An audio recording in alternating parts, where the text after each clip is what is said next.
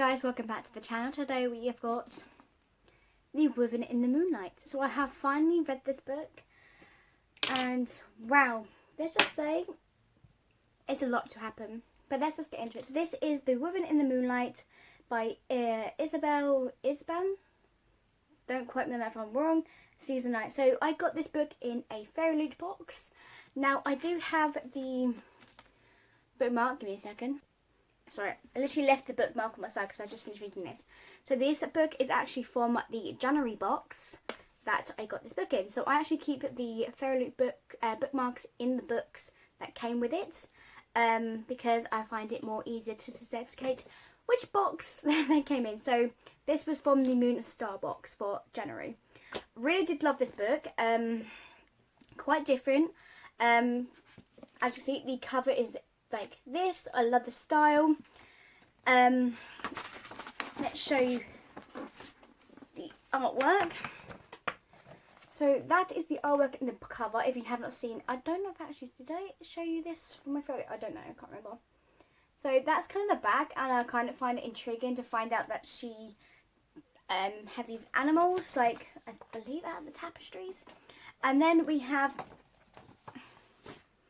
the book, which is literally, maybe I got it upside down. As you can see, there you go. You can see that the etched of the star and moon, which I find really like intriguing to see. And it's literally just a black like cover, but inside it's very like it's like a green, dark navy green.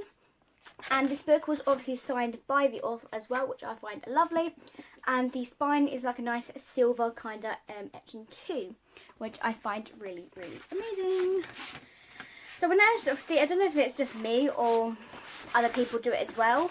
So when you read a book and it has like the artwork like this, like the cover on it, for the hardbacks, do you take the paper bit off so it doesn't crease? Or do you keep it on while you're reading it? I take it off because it makes it more easier to read the book. And if you feel like that, yes, I've just turned around to put my feet up. That I've never done in a video. Let's do that. So this book, let's go through it. So it says, a lush tapestry of magic, romance and revelation. Drawing, inspiration from Babylon, politics and history. So Xmina is a decoy contessa, a stand-in for the last remaining illustrant royal. Her people lost everything when the upstart usurper Akator used an ancient relic to summon the ghosts and drive the illustrants from La Cluda. Now Xmina's motive is by her insatiable thirst for revenge and her rare ability to spin thread from moonlight, which I find very intriguing. It kind of reminds me the Rumpelstiltskin, where he can spin thread to make gold. So I was like, this is really intriguing, and the thread can make animals. When Akator demands the real continent's hand in marriage, it's Xmina's duty to go in her stead. She relishes the chance as Xmina's spies have reported that actors no longer carrying his deadly relic. Wow. If Xmina can find it, she can return the true aristocrats to their rightful place. What would be really cool if you can actually get the relic, because that'd be so cool to have the actual relic of this. So hunt for the relic, using her weaving ability to hide messages in tapestries for the resistance. For when a masked vigilante, a warm-hearted princess, and a thoughtful healer challenge Xmina and her mission before becomes more complicated. This could be a way to overthrow the upstart without starting another war, but only if Xmina turns her back on revenge and her continent. So it's really intriguing just from that, because it's like relics, trying to get revenge for what's happened, for people, the deaths, the way that's going on through it all, and it was like a very intriguing to read. At first I was like, I don't know what that means, like Akator, I don't know what that is. As I got to the end of the book, there's actually a glossary of telling you what these, is it Spanish? Or what the words are, and I was like, if I knew that was at the back of the book, that would be really helpful. Because I was like, I have no clue what these are. So, for me, it did quite help me when I read it. So at the back is actually a glossary of the words. So actor means a fox. I was like, a fox? I thought it was like some kind of name being thing. Killen means moon. I was like, that's interesting. Women, it means rock. I was like, oh, I thought it was a name. I thought it was somebody. Tamia is center. I thought that was a name. We have stuff that was in Spanish, which I'm not going to try and pronounce because, yep. We have slowly ones. We've got one for food, and all that.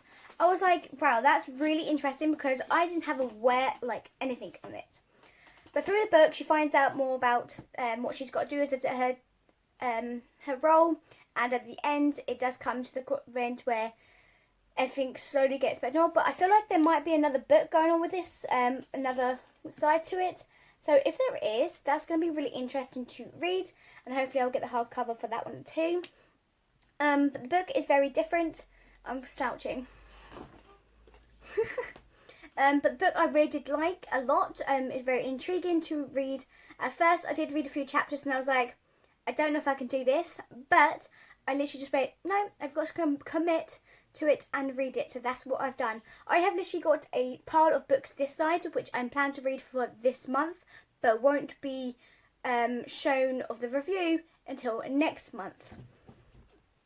Pretty much. So I'm really, really happy I managed to read a Fairy Loot book. I am now on the Bone Crier's Moon, and that's another Fairy Loot book. So I know somewhat. Did I really explain why I like this book? I have no idea. That's fun. So we're going to find out when I actually edit this video.